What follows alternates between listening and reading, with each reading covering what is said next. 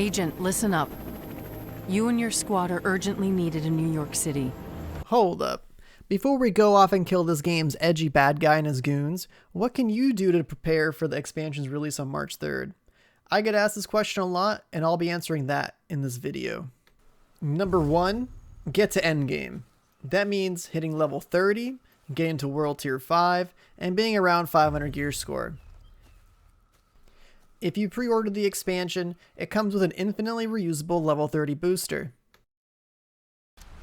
All you need to do is complete the White House tutorial mission and unlock your first skill. Then, go to the store, click the add-ons tab, and activate it there.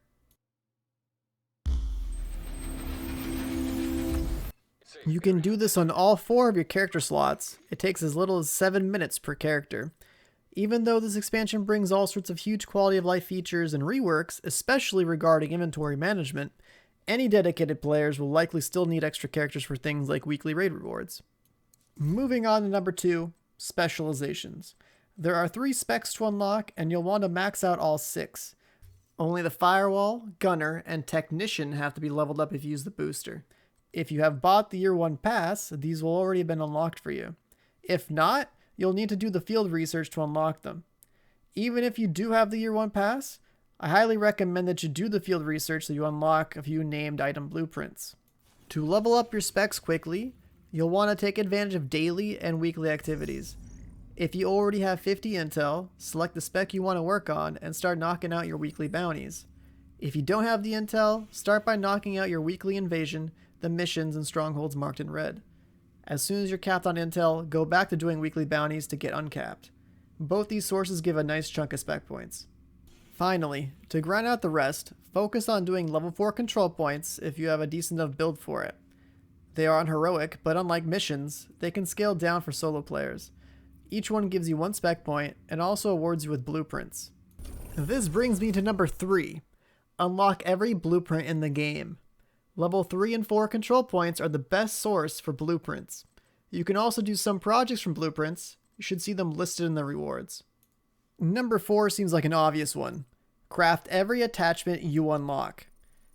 These are one-time unlocks, so you might as well burn up your excess resources now so you can backfill the capacity while knocking out other unfinished business on this list. Speaking of resources, here we are at number 5. Max out your collection of resources and materials. Your character has a ton of space to fill up, and the crafting bench at level 40 will be a nice boost to gear progression when we get there. As a bonus part of this step, I've also started working on redoing my exotic quests for their components. The exotics earned through these hidden quests are the Liberty, Chatterbox, Nemesis, and Gunslinger's Holster. I'm doing this with the hope that I'll be able to craft my exotics as soon as I hit level 40. They are not giving us exotic upgrade blueprints for 40 at launch, but they're looking into giving us that at a later date. Finally, number 6, the one that feels painful if you farmed as many crazy items as I have.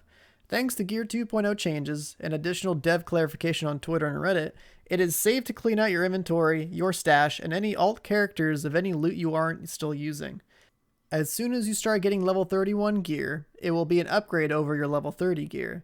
So make some space, clear out your bags, and make way for Year 2. That said, I'm not fully wiping my collection. I'm still keeping a few things. Exotics, named items, gear set chests, and backpacks. Why? Because they should convert to Gear 2.0 stats and talents. The idea is that I won't actually use this gear, but I'll have advanced information into how all these items have changed so I can quickly adjust to all the reworks when I hit level 40 and work on my endgame builds. And that's it. All we can really do to prepare for Warlords. If you found this video useful, please consider subscribing for more Division 2 content. Also, feel free to check out my stream on Twitch and other social media, links in the description below. Thank you all for watching, and I'll see you in the next one.